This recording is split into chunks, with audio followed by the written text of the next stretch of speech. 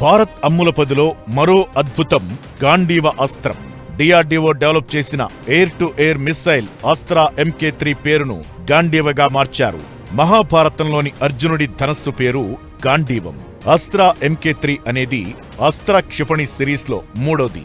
దీనిని Astra MK1, MK2 క్షిపణుల తరువాత Bharat dynamics limited తో కలిసి డిఆర్డీఓ అభివృద్ధి చేస్తోంది.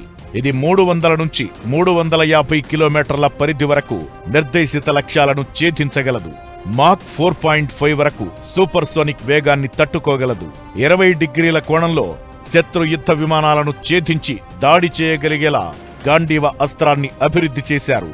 ఇది 10 కిలోమీటర్లు స్నాపప్ లేదా స్నాప్ డౌన్ సామర్థ్యాన్ని కలిగి ఉంటుంది. ఇది ఫైరింగ్ విమానం కంటే ఎక్కువ లేదా తక్కువ ఎత్తులో నిర్దేశిత లక్ష్యాలను ఛేదించడానికి వీలు కల్పిస్తుంది. సుఖోయ్ Su-30 తేలికపాటి తేజస్ యుద్ధ విమానాల్లో అస్త్రా క్షిపణులను భారత వైమానిక దళం ఉపయోగిస్తోంది.